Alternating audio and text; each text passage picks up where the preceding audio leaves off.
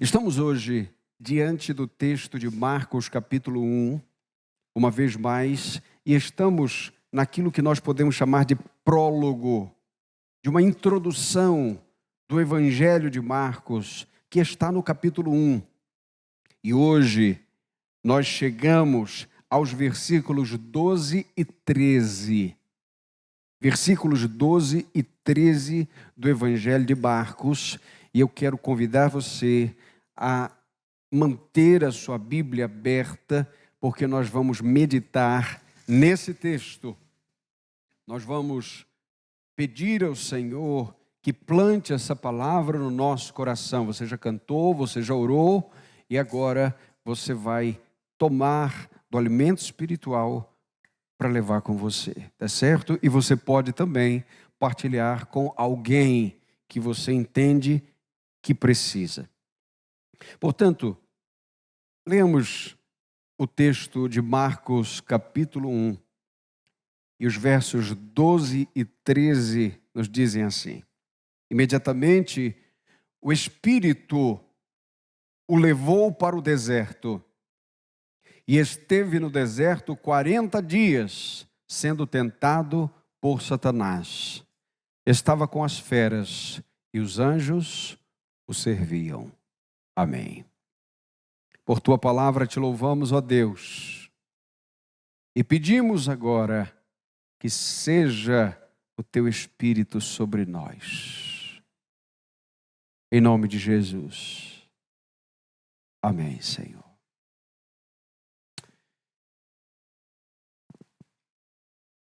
Todo ministério tem o deserto como passagem obrigatória.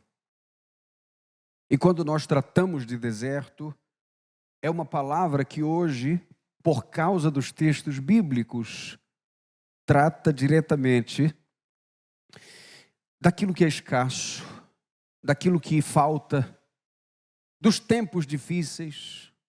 Quando nós olhamos, por exemplo, os grandes ministérios, nós percebemos que eles passaram por lá. Veja Adão e Eva, eles estão no jardim, mas eles caem no jardim. A tentação os sucumbe no jardim. Depois do jardim, depois da queda, o deserto é um cenário constante nas Escrituras. Perceba aqui, Moisés está no momento do ministério, quando é chamado pelo Senhor, no seu segundo momento e no terceiro momento do seu ministério, porque ele passou 40 anos no Egito, depois 40 anos no deserto de Midian e depois 40 anos no deserto do Sinai. Portanto, 2/3 de seu ministério se concentram em deserto. Você percebe isso na vida deste homem.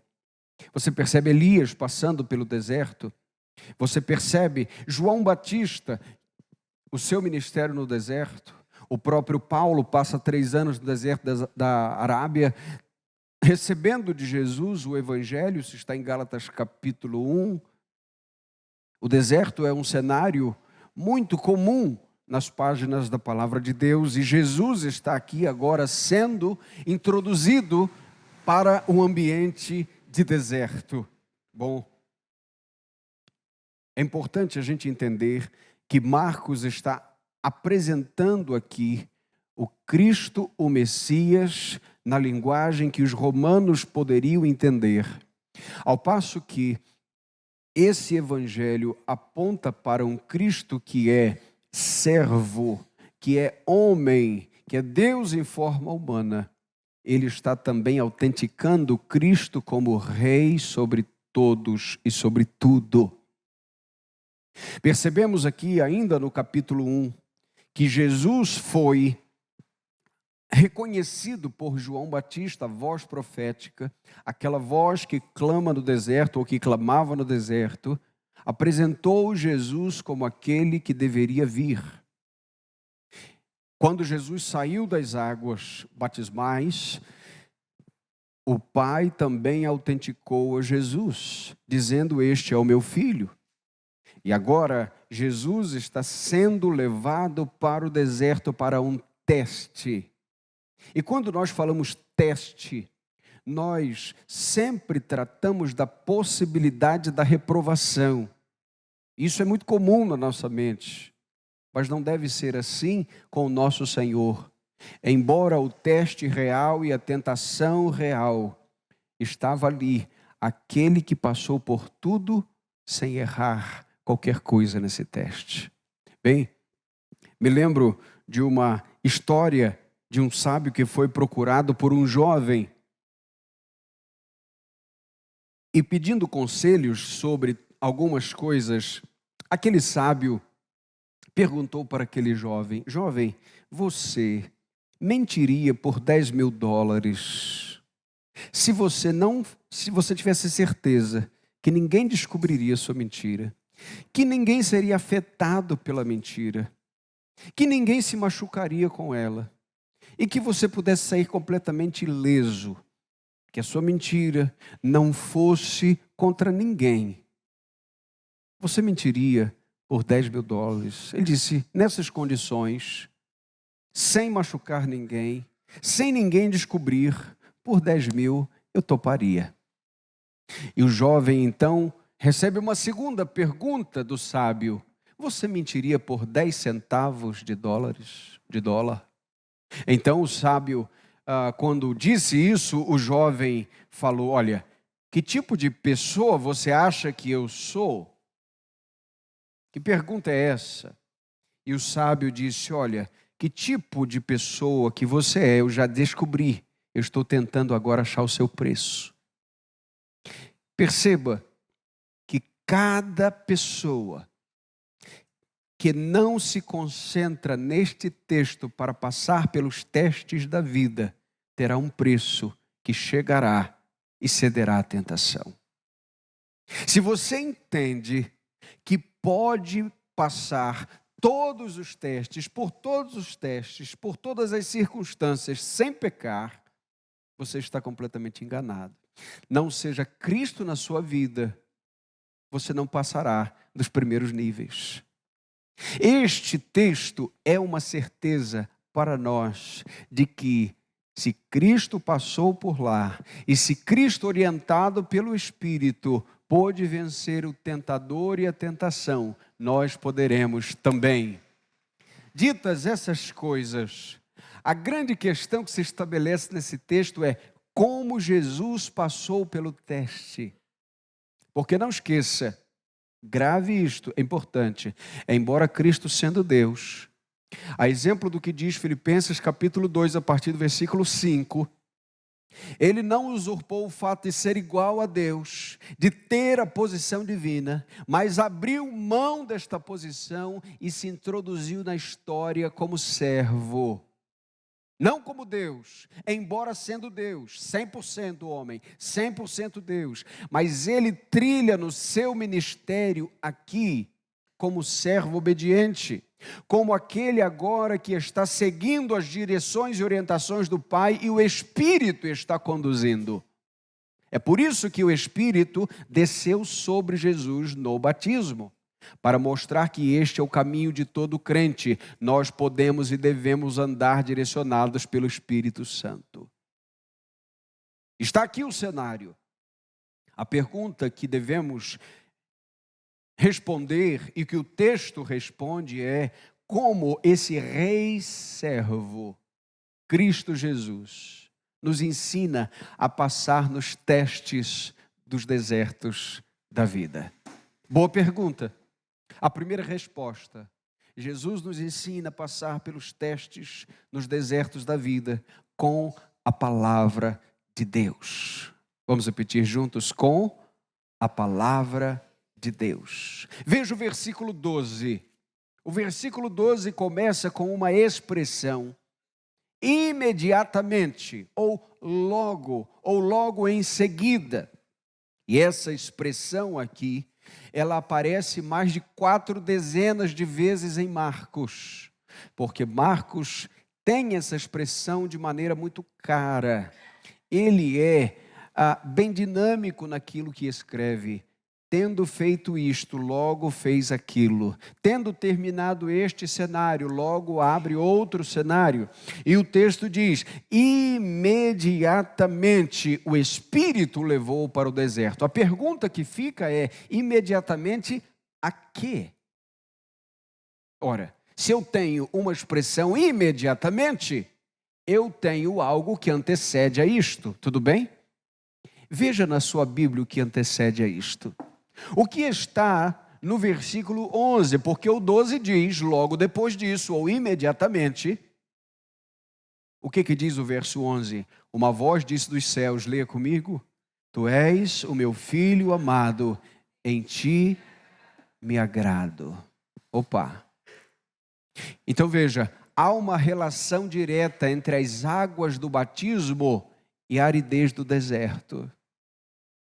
Há uma ligação clara entre a companhia da multidão que estava lá, no batismo, nas águas batismais, e a solidão do deserto. Está ali agora, intermediando um cenário e outro, a expressão imediatamente. Por quê? Porque por quase 3 décadas, houve silêncio sobre Jesus. Não fosse o relato dos 12 anos de Jesus lá no templo, ninguém saberia sobre Jesus muita coisa. Nós temos o nascimento, nós temos aquele episódio que os seus pais o levam para outro lugar para não ser morto, naquela matança de bebês, e depois ele aparece com 12 anos no templo. E todo esse silêncio tem relação direta com a vontade de Deus. Deus não quis que compreendêssemos e soubéssemos nada mais nesse período. E agora, quase 3 décadas depois de seu nascimento entre nós, Jesus, depois de ser forjado em seu tempo de anonimato, agora é reconhecido como Messias, pela voz que clama no deserto e agora pela voz do Pai. Este é o meu filho amado. Imediatamente vai ao deserto. Deixa eu lhe dizer, enquanto você não tem a palavra de Deus, você não tem nada a fazer. Mas depois que você recebe a palavra de Deus, você tem tudo a fazer. Deus não disse, Deus não falou, o teu coração não está encharcado das Escrituras, então não há nada a fazer. Depois que então a palavra do Senhor é depositada na sua vida, há tudo a fazer. Não havia nenhum rito, não havia nada que Jesus precisasse fazer. Saiu do batismo, recebeu a palavra, foi diretamente para o enfrentamento do seu ministério árduo. Portanto, aquelas águas tranquilas do batismo serviram de prelúdio para a dificuldade, para a aridez do deserto por 40 dias. Perceba, portanto, que Jesus vai ao deserto depois de ter recebido a palavra do Pai. Este é o meu filho. Essa é uma questão de identidade. Você sabe que a identidade é tão importante para nós, de tal maneira, isso é tão confuso, que se eu te perguntar quem você é, você vai me dizer o seu nome. Tá certo? Quem é você? E você me devolve com o seu nome. Mas você não é seu nome. Porque se a você fosse dado outro nome, você seria a mesma pessoa. Então você não é o seu nome, porque o que você é não se troca desse jeito. Eu poderia me chamar, por exemplo, Silvio. Eu seria o pastor Silvio, o xará do outro pastor Silvio, aqui da cidade. Eu poderia me chamar Diogo, mas eu não seria o Diogo porque eu me chamo Diogo. Então eu não sou Áquila. Me chamam de Áquila. Mas se rasgassem os registros que constam sobre mim nos cartórios e me colocassem outro nome, eu não mudaria, eu seria a mesma pessoa. A pergunta então aqui é: quem é você? Não me responda com o seu nome. É uma questão de identidade diante de Deus. Jesus saiu das águas batismais com uma palavra: este é o meu filho. É uma boa resposta para alguém que lhe pergunta: quem é você? Eu sou filho de Deus. A partir daí, toda resposta é possível. Vocês compreendem? Portanto, que a identidade de Jesus está firmada na palavra. Percebem aqui que a maneira que Jesus está nos instruindo a caminhar nos desertos é tendo Jesus ouvido, foi o deserto imediatamente. Ou seja, nós não podemos encarar os desertos, nós não podemos enfrentar a aridez da vida sem a santa e bendita palavra de Deus. Do contrário, nós já teríamos a reprovação do teste. Mas há uma segunda questão que o texto nos responde. Como Jesus, o Rei servo, nos ensina a passar pelos desertos da vida. A primeira é com a palavra de Deus, mas a segunda maneira é com a presença de Deus. Vamos repetir? Primeiro, com a palavra de Deus. Segundo, com a presença de Deus. O texto diz: imediatamente o Espírito o levou para o deserto. Quem é que levou Jesus para o deserto, gente? O Espírito Santo. Perceba aqui, querido e querida, que Marcos registrou esta companhia do Espírito Santo. E o texto diz que o Espírito o levou para o deserto. E este verbo levar, em algumas versões, é traduzido como o impeliu para o deserto. Não sei se alguém tem essa versão aí. O impeliu para. Para que você entenda a força desse o levou para o deserto, é o mesmo verbo, é a mesma expressão usada para quando Jesus expulsou demônios. Não é simplesmente algo tomando pela mão apenas.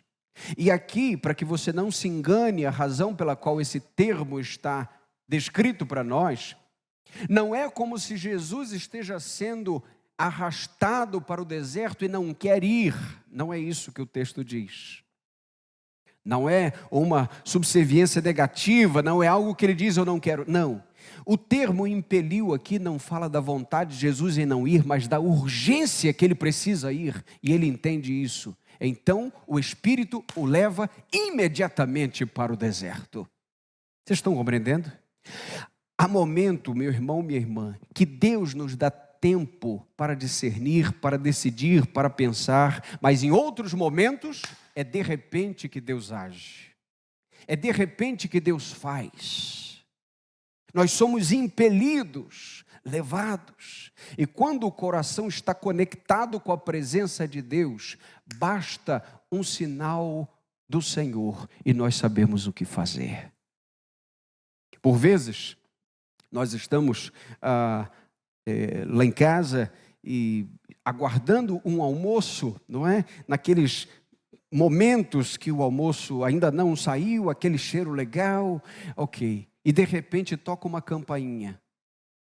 Plim. Quando toca a campainha, todo mundo para o que está fazendo e corre para a cozinha. É um código. Imagine. Caçar essa criançada, onde é que está? Está debaixo do quarto, debaixo da cama, está no quarto, está onde? Meu Deus do céu. Quando todo mundo ouve, todo mundo corre para onde, gente? Para a cozinha, um protocolo. Nós sabemos. Ou então, se é para outra coisa, nós fazemos um... Eles já sabem. Ok? Um sinal...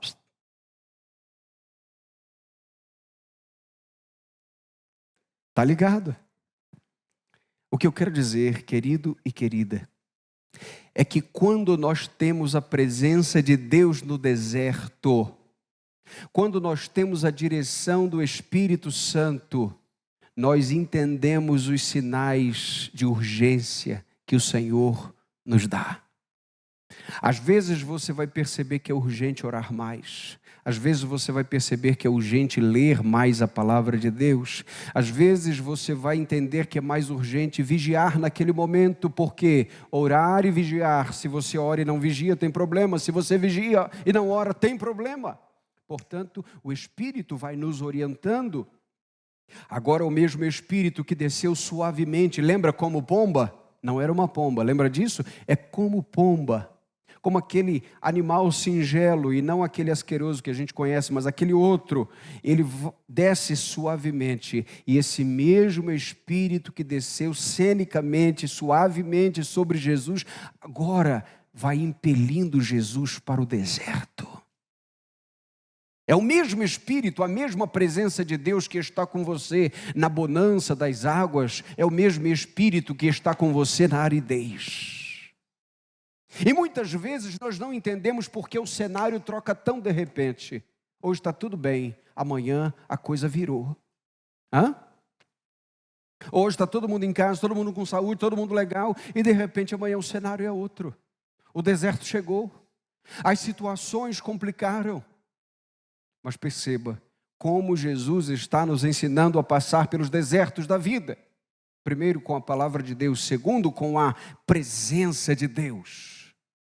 E esta aqui, querido, querida, é a realidade de todo o ministério cristão. Você sempre terá água e deserto. Você sempre terá liturgia e silêncio.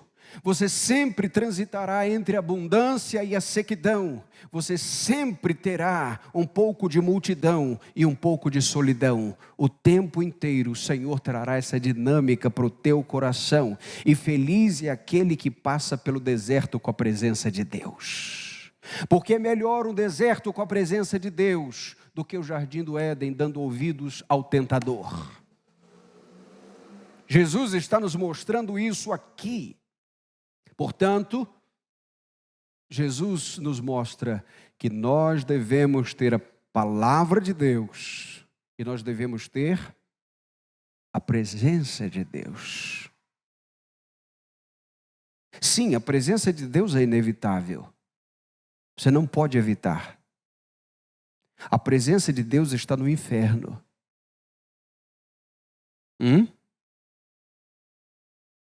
Só que Deus está presente e estará eternamente presente com a ira dele no inferno. Portanto, não é uma questão que, eu não posso evitar a presença de Deus, então em todo lugar que eu vou, a presença de Deus está comigo. Não, não é isso.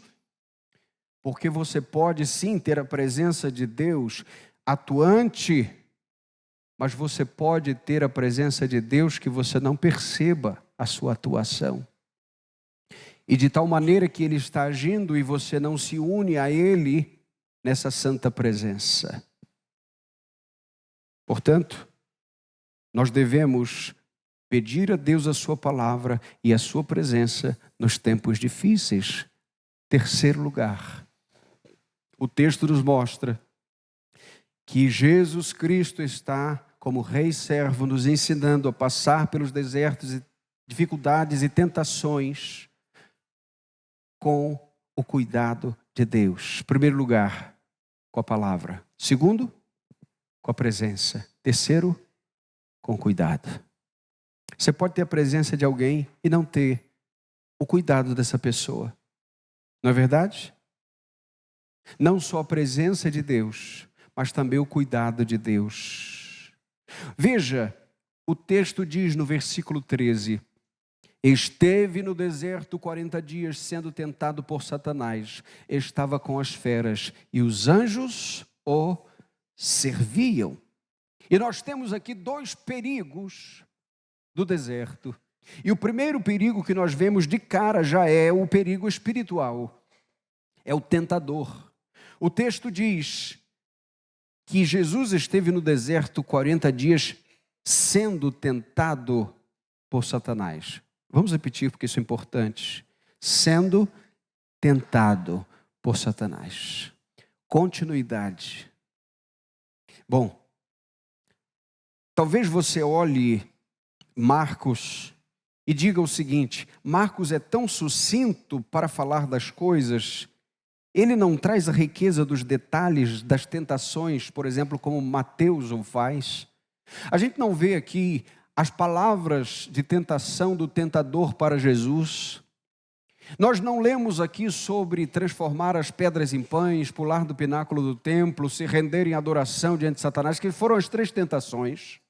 Nós não percebemos isso aqui. Uma primeira leitura desavisada e negligente vai dizer: poxa, ele é tão pobre naquilo que está dizendo. Mas veja, o Espírito Santo de Deus conduz a cada evangelista para que nós tenhamos um cenário amplo, e a pergunta que nós devemos responder é: o que Deus quer nos dizer com palavras tão sucintas e diretas aqui? Por exemplo, Mateus e Lucas, eles falam de todas essas tentações, porém Marcos, assim como Lucas, nos informam, Marcos nos informa que Jesus está no deserto sendo tentado por 40 dias. Porém Mateus, veja isso, ele só diz das 3 tentações que aconteceram no 40º dia. No dia de número 40. Lembra o que Mateus diz? Depois deste tempo teve fome e chegou o tentador. Mas e os 39 dias? O que aconteceu com Jesus? Sabe quem responde? Marcos. Leia de novo. Veja o que diz o texto. Esteve no deserto 40 dias, fazendo o que, gente? Sendo tentado. Então não são 3 as tentações somente. Tudo bem? Isso já nos apresenta aqui, queridos e queridas, o que nós também passamos. É certo que alguns detalhes da nossa vida são conhecidos por muitos. Mas a exemplo do que acontece num iceberg, que somente a ponta pode ser vista, a maior parte está invisível, submersa. As grandes lutas que você enfrenta, todas elas são vistas entre você e Deus e ninguém vê. Quando você se assenta aqui, no final de uma semana difícil, e agora começando outra, talvez com as incertezas da segunda-feira, a grande questão que se levanta é esta: muitos dias dos nossos desertos não são conhecidos por absolutamente ninguém, somente nós e Deus. Você lembra quando a mulher sunamita voltou da terra dos filisteus para a sua terra, porque ela era uma mulher rica, mas depois houve uma grande fome na terra por 7 anos, e ela teve que morar na terra dos inimigos de Deus. E o texto apenas diz assim: 7 anos depois ela voltou. O que aconteceu com 7 anos? Ninguém sabe. O que essa mulher passou? Ninguém sabe. Mas Deus conhece. O que percebemos aqui, meu irmão, minha irmã, querido e querida, é que sim, nós temos dias inteiros, noites inteiras, semanas inteiras, que nunca entrarão no radar da percepção do outro, mas nunca estarão esses dias desaparecidos do radar da graça de Deus. O tempo inteiro, assim como Jesus, nós estaremos debaixo do cuidado de Deus. Detalhe, você é filho? Então você tem esse cuidado. Perceba aqui que o perigo espiritual está em que Satanás seja o tentador. E veja, não é Deus que está tentando, neste caso, mas é o tentador que faz esse papel. Veja o que diz o versículo 13, sendo tentado por Satanás. Tiago, na sua carta, no capítulo 1, nos versículos 13 e 14, nos diz assim: quando tentado, ninguém deve dizer, sou tentado por Deus, pois Deus não pode ser tentado pelo mal, e a ninguém tenta. Mas cada um é tentado quando atraído e seduzido pelo seu próprio desejo. Bem, aqui, Tiago então está nos mostrando que a tentação que vem de fora, ela precisa de uma resposta lá dentro. E se essa resposta não acontece positivamente, você venceu a tentação. Deu para entender? O tentador está rondando e ele busca uma resposta dentro de você. Lembra da voz de rebeldia que cada um carrega desde a infância? Ou você ensinou seu filho a mentir? Aquela criança que diz, não, é meu, não dou. Você ensinou ou ela aprendeu sozinha? Sabe o que é isso? Rastro da queda, semelhança com Adão. Ninguém nasce santo. Mas aqui está o Filho Santo de Deus sendo tentado por Satanás. E agora, nesse momento, Jesus se apresenta para a humanidade como Adão se apresentou, porque Adão ainda não tinha pecado. E Adão não tinha uma voz de rebeldia dentro de si, mas mesmo assim pecou. Você compreendeu? Agora Cristo vai para o deserto para dizer, eu quero mostrar para vocês que onde Adão caiu, é possível sobreviver. Porque a voz do Pai estava aqui, dizendo, filho amado. E aquela voz de rebeldia que todos nós carregamos, agora ela pode ser vencida. Diante disso, querido, querida, percebemos que não só Jesus está diante de perigos sobrenaturais ou perigos espirituais, como também está diante de perigos naturais. Veja o ambiente hostil. O final do verso 13 diz, estava com as feras e os anjos o serviam. Perceba aqui o cuidado. Primeiro, o texto diz que ele estava no deserto por 40 dias. O que é o deserto? Deserto é um ambiente, primeiro, inóspito, não tem nada. Por exemplo, o deserto do Sinai, não nasce nada, não tem vegetação alguma. No deserto do Sinai, não tem nenhum tipo de vida animal. Você não percebe ali sobrevivência. Você não percebe nos desertos comunidades inteiras com grandes tecnologias. Você percebe no deserto, calor causticante de dia, frio intenso de noite, e tanto de dia quanto de noite as feras do deserto. Alguns tipos de serpentes e alguns tipos de animais peçonhentos. Agora veja, Jesus está enfrentando os perigos espirituais, mas ao seu redor também tem perigos que aparentemente são naturais. Há escassez natural aqui. Há animais que estão ao redor de Jesus ali, certamente oferecendo perigo. E o ambiente do deserto é hostil. E veja, o ambiente físico está sendo usado como um cenário de tentação. Veja que isso pode ser reproduzido sobre você também. Olhe para a hostilidade que talvez você passe no seu trabalho, na sua família, na sua vizinhança. Lá, tudo é hostil contra o Evangelho.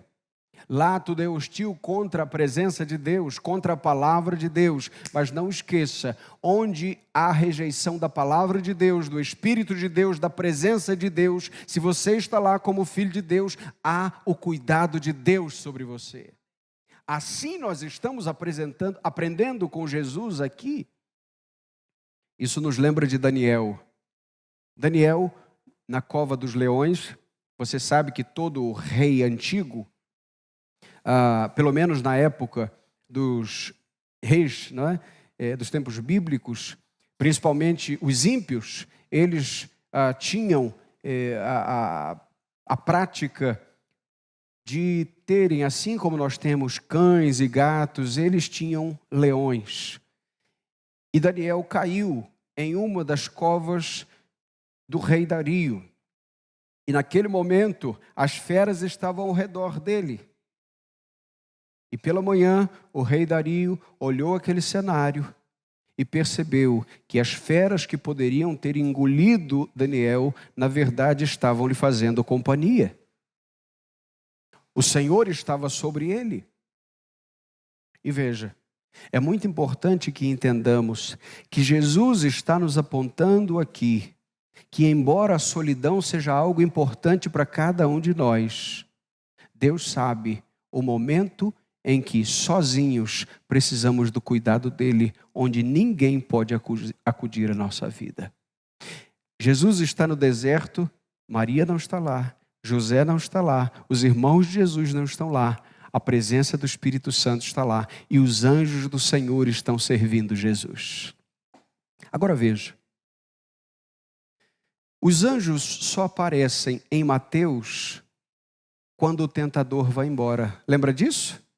Tendo o tentador indo embora, vieram os anjos e o serviram. Agora veja, os anjos aqui são vistos não somente nas últimas tentações, mas enquanto as feras estão ali também. Enquanto aquelas tentações submersas que não conhecemos estão acontecendo também. Ou seja, há aqui uma certeza, se de fato você e eu vivemos circunstâncias que ninguém pode perceber e partes do deserto que ninguém pode supor, nesses momentos também a presença de Deus estará com você, cuidando de maneira que ninguém pode supor. Ou seja, Deus não nos abandona hora alguma. Diante disso, meu irmão, minha irmã, eu quero trazer para vocês, pelo menos, duas aplicações importantes. E a primeira é, nós precisamos nos preparar para as batalhas solitárias. Nós sabemos que há batalhas que nós lutamos e há muitas pessoas que nos ajudam, não é verdade? Tem coisas, tem circunstâncias que acontecem, que o seu pai está por perto, que a tua mãe está por perto, que os médicos podem te ajudar, que o direito humano, que o juiz pode, quem sabe, ajudar num veredito. Mas veja, eu e você sabemos que há circunstâncias completamente distantes de qualquer cuidado humano. Se você já teve experiência, por exemplo, de uma UTI, só para dar um exemplo, tudo ali é físico. Os aparelhos são físicos, as medicações são físicas, o barulho que você escuta daquele negócio toda hora pulsando, aqueles sinais, aquele terrível. Ainda que alguém esteja passando em circunstâncias como essas, que são perigos físicos, nós temos a certeza que só haverá sucesso na alma em passar por circunstâncias assim. Se antes disso nós estivermos cultivados, se nós tivermos bem definido no nosso coração que já nos apropriamos da palavra de Deus, que está ali conosco a presença de Deus e que o cuidado de Deus não vai embora quando todo mundo apaga a luz. Num luto, por exemplo, quando a pessoa querida se vai, o cuidado de Deus não se estabelece mandando pessoas somente para te abraçar no dia do velório. Mas quando todo mundo volta à sua vida normal e você está ali, você, Deus e solidão, o cuidado de Deus se estabelece naquele momento. Quando a segunda-feira para todo mundo está normal, a tua segunda-feira tem gosto de nada. Você não sabe o que fazer. Esse é o momento, portanto, que nós devemos entender que nós devemos nos preparar para as batalhas solitárias. Porque há um lugar onde a mão não alcança, a mão humana não toca, os ombros humanos não podem carregar, o banco não pode te socorrer, os cuidados humanos não podem se estabelecer como fonte de ajuda. E está aqui, querido e querida, Cristo Jesus como servo sofredor, nos ensinando o caminho das batalhas solitárias. Ninguém sabe onde é esse deserto aqui, você sabia disso? Ao certo, ninguém sabe onde está no mapa. Mas nós sabemos que, exemplo do que Jesus está passando, Ainda que ninguém soubesse, o Espírito Santo de Deus está conduzindo Jesus no lugar da prova. A grande questão é, você tem se preparado para os tempos da batalha solitária? Porque ser tentado diante da multidão não é tão difícil. Talvez você consiga conduzir os seus olhos, o seu comportamento, os seus pensamentos, as suas palavras, quando você está só. E quando você precisa dar uma resposta ao tentador, o que vem? Perceba aqui que Jesus nos ensinou o caminho. E nós só podemos vencer o caminho.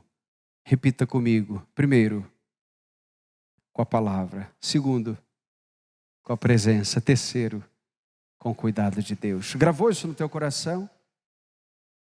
Vai ter um momento que você vai dizer, meu Deus, eu estou precisando da tua palavra. Outros momentos você vai precisar dizer, meu Deus, eu tenho a tua palavra, mas eu preciso do Espírito para entender a tua palavra. Em outros momentos você vai precisar dizer, meu Deus, eu tenho a tua palavra, entendo a tua palavra, mas eu estou precisando da aplicação do cuidado que essa palavra me diz, e isso precisa ser urgente.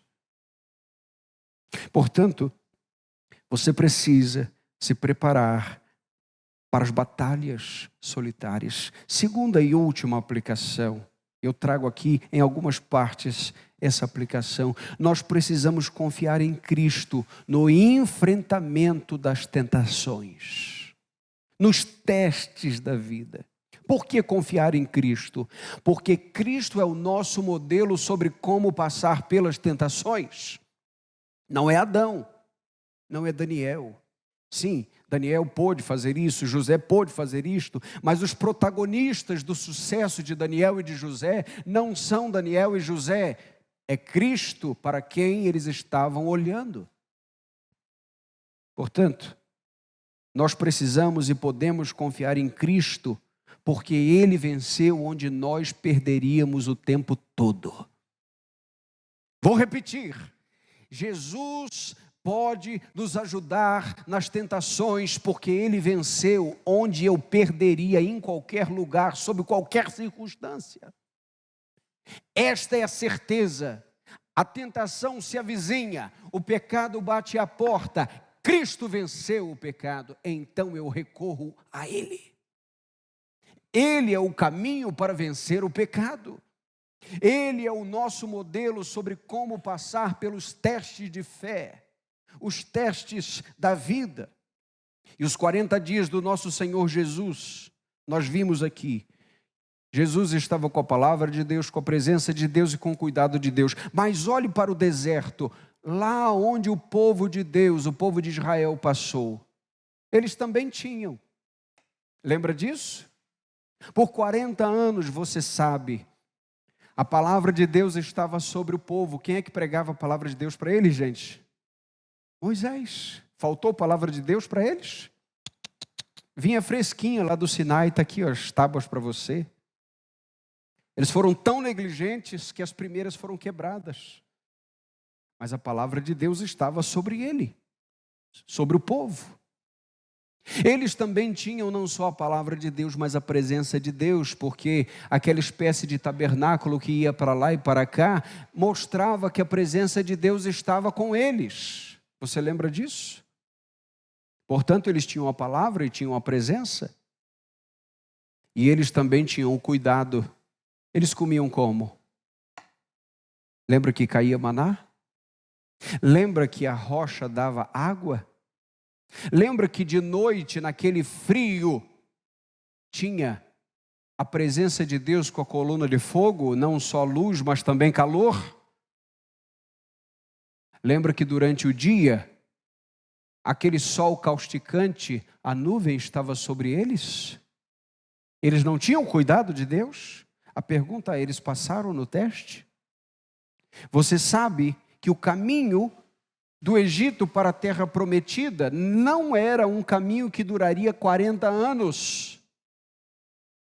Mas eles ficaram ali no deserto, cumprindo aquele tempo, porque Deus sabia que o povo tinha saído do Egito, mas o Egito não tinha saído do coração do povo. E eles eram o tempo inteiro reprovados por Deus. Quantas vezes nós estamos pedindo a Deus que nos ajude a sair do deserto, do tempo de dor, do tempo de aflição? A pergunta é, nós estamos pedindo ao Senhor que sejamos aprovados? Ou você deseja passar de série na sua escola, na sua faculdade, sem nota? Você acha que a vida é assim? Agora, quando você compreende que você não é o gabarito e que você não vai conseguir, mas Cristo gabaritou onde você erraria todas as questões, você pode confiar no seu Cristo.